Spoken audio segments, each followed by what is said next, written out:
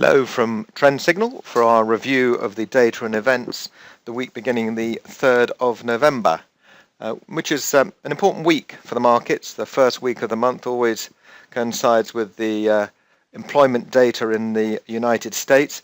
But we also have three interest rate decisions from Australia, the UK and the Eurozone.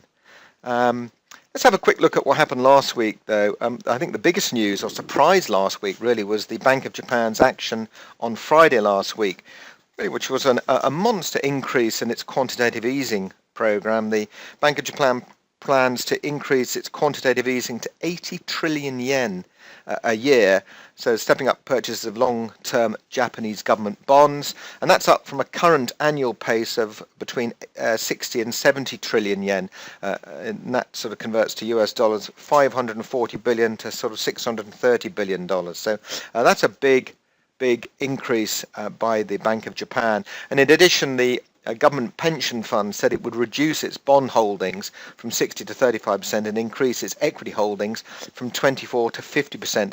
Not surprisingly, the Nikkei had an extraordinary move. In fact, the Nikkei rallied last week 1,120 odd points, which is 7.3%, which is an extraordinary move. Not surprising, though, when you look at the effect it had on the Japanese yen, amongst other impact. So, the Nikkei had made that extraordinary move. In the same week last week, we had the Federal Reserve ending its 5-year QE program. So at the same time you're having the Bank of Japan ramping up the Japanese QE, it's not surprising that the Japanese yen cratered against all major currencies, not just the US dollar. This also sparked a further move higher in the US dollar, really versus all major currencies, really.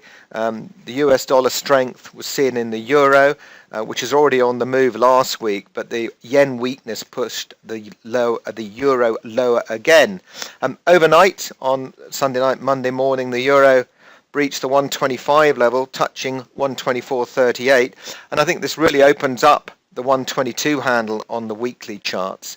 For the dollar index followers, the USD unit is now touching levels last seen in June 2010, and potential targets on the US dollar index tie in nicely with those of the euro US dollar. Other things, well, precious metals, not surprisingly, they took a big knock as well, with the gold and silver plunging significantly as the US dollar rallied. Just looking at my data here, $61 down on the week. Gold fell, that's 5%, and it looks longer term, it does look vulnerable to a fall, perhaps down to that 1080 on the weekly charts. Silver, that fell over $1 an ounce, and that's a very big move, more than gold, 6.1%, closing in on the weekly target of 1530. Crude trading sideways, really.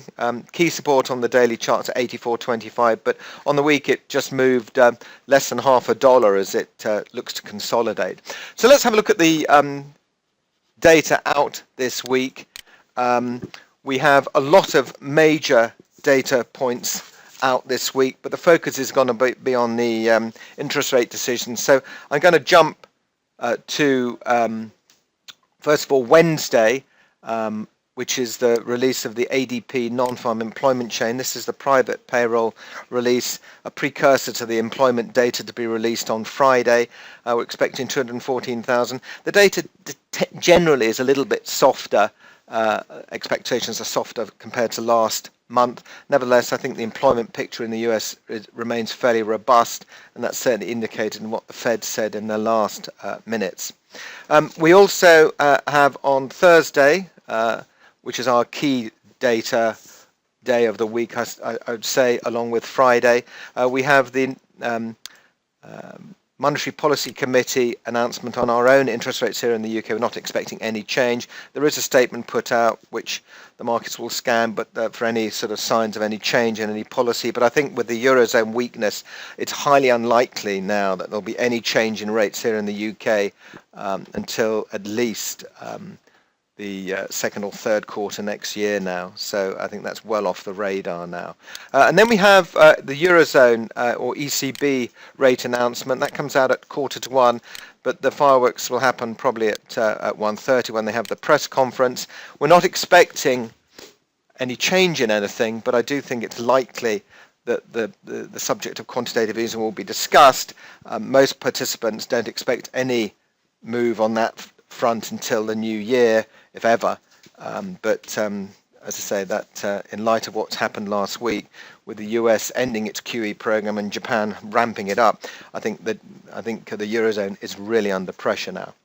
And then we jump to Friday and the all-important non-farm employment change, or to you and I, the employment data from the United States. Non-farm because it excludes the farming sector, which is seasonal and quite volatile. 229,000, so a slight pullback from the previous month, but nevertheless the employment rate is staying unchanged at 5.9%.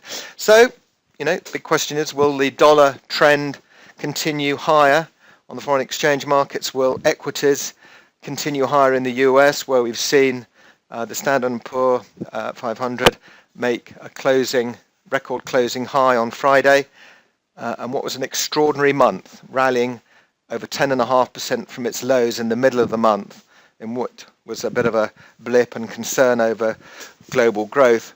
Those concerns are still there, but the market seems to have negotiated it and some. Anyway, thank you very much for listening. Bye for now.